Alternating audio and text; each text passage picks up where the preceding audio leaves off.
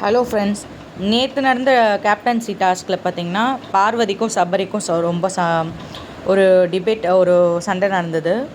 So அந்த ஃபைட்டில் வந்து, அதாவது கேப்டன்சி டாஸ்க்காக இவங்க வந்து போட்டி போட்டிருந்தாங்க. அந்த ஃபைட்டில் வந்து பார்வதிக்கு வந்து கண்ணில் அடிபட்டுடுச்சு. ஸோ இமீடியட்டாக ஸ்வெல்லிங் ஆகிடுச்சு.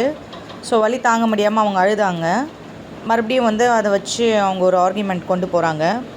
ஸோ கொண்டு போனதில் வந்து, இப்போ எனக்கு பட்டால் மட்டும் நீங்கள் ஏன் வந்து ஹவுஸ்மேட்ஸ்க்கு வந்து அதை ஒரு கன்சிடரேஷன் பண்ண மாட்டேறீங்க அப்படின்றாங்க.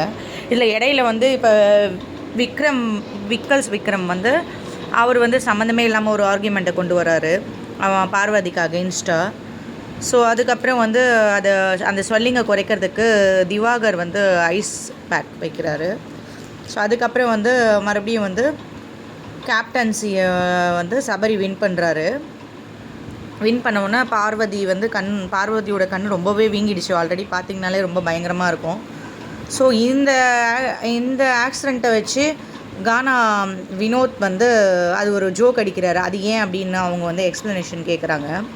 ஸோ எனக்கு நடந்தால் மட்டும்தான் இந்த வீட்டில் எல்லாருமே இந்த மாதிரி வந்து சந்தோஷப்படுறாங்க, மற்றவங்களுக்குன்னா ஒன்றுனா ஓடி போய் நிற்கிறாங்க அப்படின்ற மாதிரி அவங்க வந்து கம்ருதீன் கிட்டே சொல்கிறாங்க.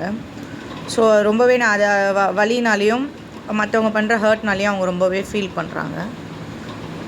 ஸோ என்னதான் இருந்தாலும் ஒரு அதாவது விளையாட்டில் ஒரு ஆக்சிடெண்ட்டாக நடக்கிறதுன்றது வேறு.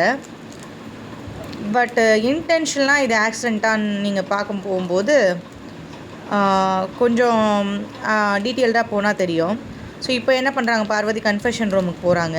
அதுக்கப்புறம் எல்லாருமே டிஸ்கஸ் பண்ணுறாங்க, போயிட்டு வராங்க. அவங்களோட விஷன் எப்படி இருக்குன்றதுக்காக ஐ டாக்டர் வந்திருக்காங்க. ஸோ டெஸ்ட் பண்ணுறாங்க. டெஸ்ட் பண்ணோன்னே ஸ்வெல்லிங் இருக்குது, அதுக்கான மெடிக்கேஷன்ஸ்லாம் கொடுக்குறாங்க. ஸோ அதுக்கப்புறம் வந்து சபரி என்ன ஒத்துக்கிறாருன்னு பார்த்தீங்கன்னா, அக்செப்ட் பண்ணிக்கிறாருன்னு பார்த்தீங்கன்னா, நான் வேணும்னு தான் பண்ணேன், இன்டென்ஷனாக தான் பண்ணேன், அவள் வந்து வேணும்னே அவளுக்கு அடி பண்ணுன்றது தான் பண்ணேன் அப்படின்னு சொல்கிறாரு. அதை வச்சு ஒரு ஃபன் ப்ளேவாக அங்கே பேசிகிட்டு இருக்காங்க, ஒரு கான்வர்சேஷனாக. வேணும்னு பண்ணேன், இப்படி தான் பண்ணேன் அப்படின்னு சொல்கிறது வந்து எந்த விதத்தில் ஒரு ஹியூமனிட்டின்னு தெரில.